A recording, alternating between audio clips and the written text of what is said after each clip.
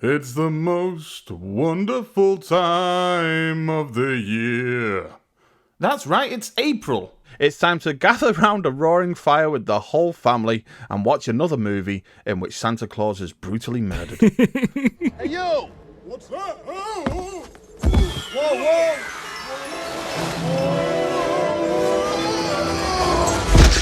Yes, we're reviewing the festive body horror movie, The Santa Claus.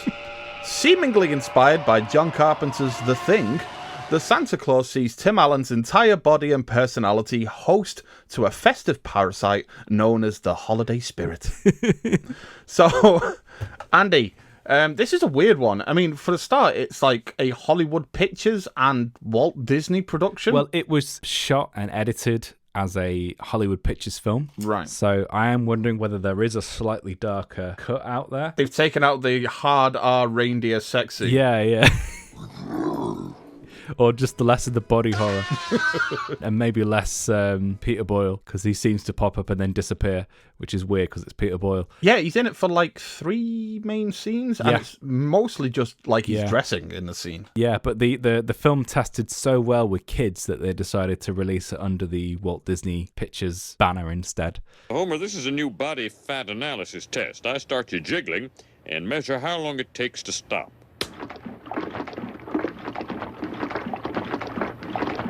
Woohoo! Look at that blubber fly! Yes. Nurse, cancel my 1 o'clock. To be honest, it's less the Thing and more maybe the Fly in terms of its body horrorness and transformation. It is. There was a number of films like that, and I feel like this is a little bit like a couple of years on, but it shared very similar DNA with, say, something like The Nutty Professor, like with that whole body changing thing and the special effects involved in that as well. There's some good special effects. Yeah. That's what I will give the film. There's some good morphing effects. There's some good practical fat suit effects as well. But one thing that I've come to realise in my years, and that is, I don't like Tim Allen. I hate his face. Oh, brother, this guy stinks! He's got the most effortlessly punchable face. What if I don't buy into this Santa Claus thing? And his best role is the one in which you cannot see his face. Yeah. And that is as Buzz Lightyear. You know, those are his only good roles. You are a sad, strange little man, and you have my pity. Farewell. Anytime he's on screen, though, I don't like his shtick. Yeah. And I was never a Home Improvement guy either. We went a Home Improvement family. We never really watched that. But yeah, I just want to punch him in his little drug snitching face. Yeah. I don't know. I mean, I think at the time I didn't mind Tim Allen so much growing up as a kid, and I think I did see a couple of his films. Jungle to Jungle. Yeah, I saw Jungle to Jungle.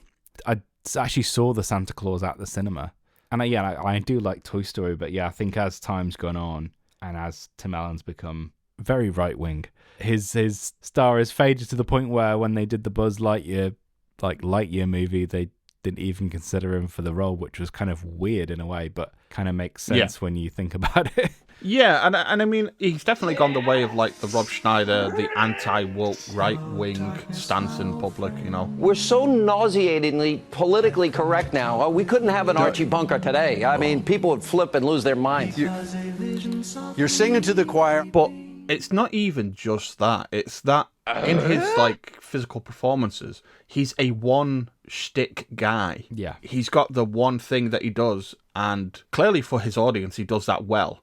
But that's all he does. There's no difference between like his characters from one thing to the next thing.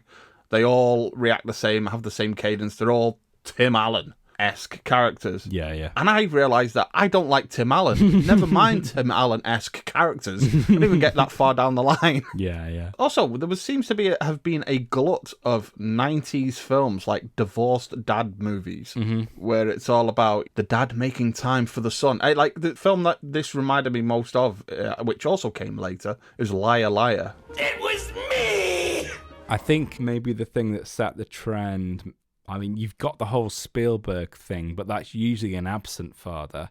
So you had that all going on in the 80s. But I think one of the films that maybe set that trend was Mrs. Doubtfire. Yeah. Forget about Kramer versus Kramer. Mrs. Doubtfire is the divorce film. It's the one that everyone remembers. To be honest, that's the film I should be drawing a parallel with. Yeah. I was actually surprised with how far into the realms of divorced dad that this film went into. As I mentioned, the review that I left for this film is that like 90% of this film is the mum saying to son, well, little Charlie, I'm afraid you can't see your father anymore because, gosh darn it, you just love Christmas too much. I mean, you're not listening. We are very concerned about this. Concerned about what?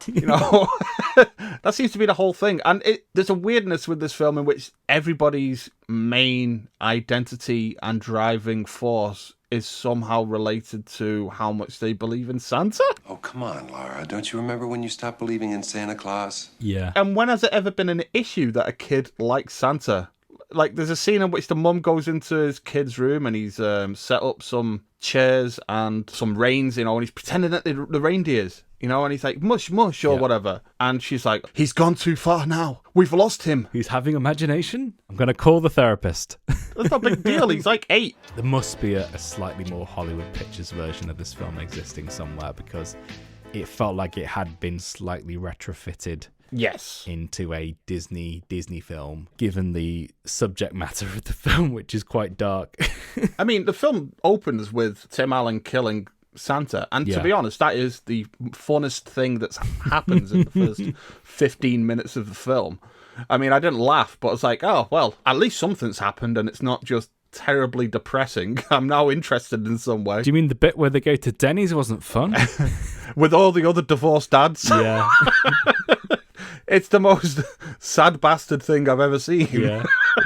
This film made me want to go to Denny's, though. I was a Denny's fan. I'm a Denny's fan as well. I've been to America once, and I had too many meals at Denny's. And whenever I listen to any Americans talk about Denny's, it's with, like, gritted teeth and how horrible that place is. And when I went there, I was like, this is amazing.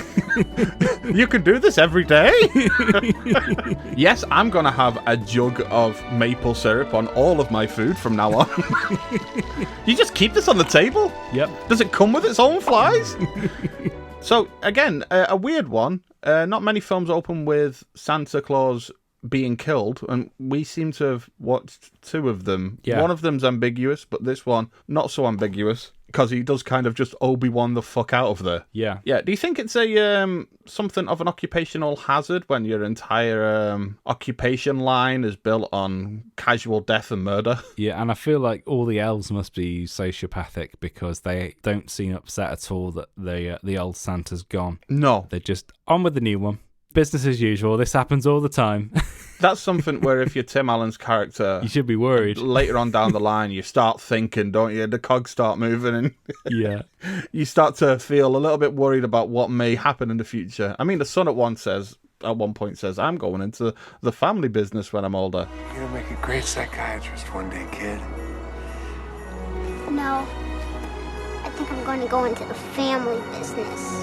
Which really implies that he's going to murder the fuck out of his dad. So, standing over his dead body, it's like, I am Santa now. Future's now, old man. That's the Hollywood Pictures version. I mean, I've not seen any of the sequels or the subsequent Disney Plus show, but is that a season finale? I don't know. You know what? It should be. I know the second one is like he's got to find a wife or something bad will happen to him or something like that. It's creepy in of itself. Yeah.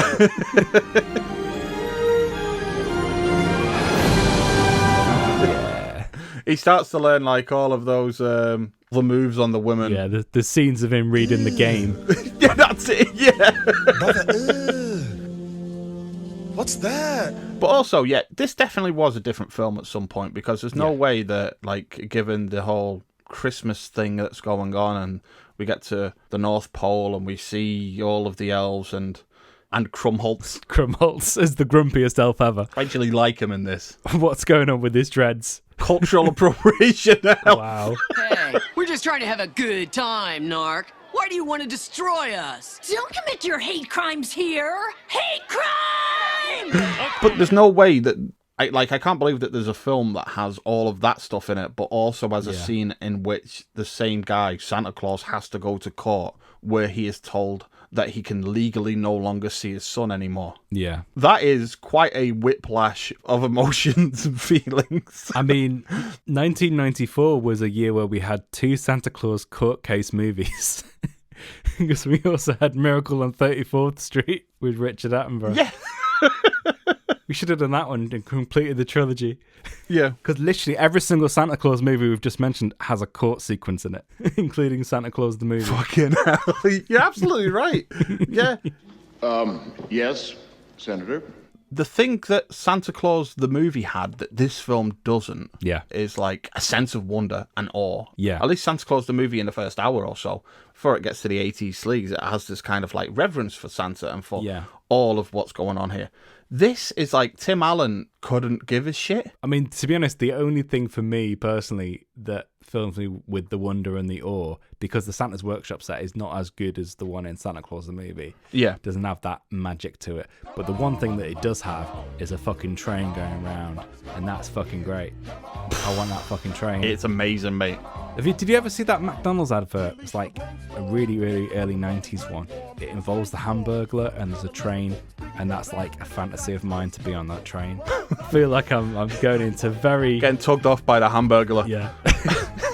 Between two buns. I'm gonna come. But yeah, Santa's Workshop train. Fucking magic. Anything else in this film? Shit. That fucking train. I want that train. I'll just take the next train.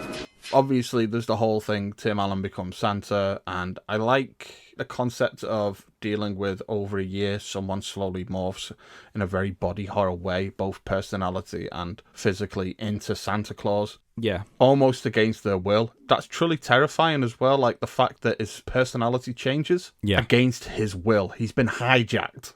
It's very much invasion of the body snatchers. This is a penance for his sins. It's like you are Santa Claus as punishment. Yeah, and it needed a scene where he opened up his bathroom cabinet and there's his dick in a jar like a fly. Yeah. And instead he's got a candy cane down there now. There's a coincidence, mine was bent at the end as well. I mean, the thing is, it's a testament to Tim Allen's talent and this being a Tim Allen vehicle that the kid carries the movie. He's the heart and soul of the movie. He's not that annoying. Normally those kids are annoying. He's a really good child actor, and I couldn't give a shit about Tim Allen's character. I'm more following what the kid's doing. Yeah. And his story, because he's the only one that seems to have any common sense. I mean, and because I didn't like Tim Allen, I ended up like looking at the film more deeply in places I shouldn't. Like, for example, there's a scene in which Santa, where he's morphing into Santa, he's put on loads of weight. What way do you show that somebody's put on loads of weight? And not just in terms of like them getting fatter, but yes, obviously when he gets out of bed, he grotesquely farts twice. Yeah. Now, the thing is with that scene, I'm going to do a deep dive into that particular moment. The thing is with that moment is he farts twice at the same time. Like, he makes two separate... This is my Zapruder film. Yeah. Like, his fart moves back and to the left. So he farts twice. And it makes two separate noises, which is impossible unless he has two separate arseholes. Yeah. And that's something that he's developed as Santa Claus. It's like, this is my normal food arsehole and this is my festive arsehole. That's just for fun. That's the one for the candy canes. This is where the candy cane's made. No, I think it was more the case that the sound editor couldn't be asked. Yeah, literally, yeah. It's a Tim Allen film, fuck it. But also, yeah, because like Tim Allen, because his personality's been hijacked, it also kind of nullifies any character arc he has because it's against his will. His whole character arc of like coming to enjoy Christmas in the Christmas spirit, that's just what turning into Santa Claus has done to him. For him, there is no arc. It's all, like you say, it just becomes a body horror when you actually start to think about it and play on it. Yeah, it's like body horror, personality alteration. It's very, very Orwellian. So it's right along 1984. Yeah, that's something to put on the poster, isn't it? Very Orwellian. The Santa Claus, starring Tim Allen. An Orwellian fantasy. Yeah. This is one of those films that I was quite fond of when I first saw it at the cinema and subsequently afterwards. I think for me, all I have to do is just put myself back in that time, that kind of slightly more innocent time to enjoy it at all, I think. And my love of Denny's. So I watched this specifically as a Denny's product. And trains. Yeah. Now, there's a piece of trivia that I want to mention outside of the whole which piece of trivia is false game. Yeah. But I do want to mention this because it just made me feel warm inside. And this is the thing, this is the first time that I've looked at anything regarding this film, including the film itself, that's given me the Christmas spirit. And that is just describing the miserable experience that Tim Allen had making the film. So, according to the making of special, Tim Allen was miserable while shooting this film.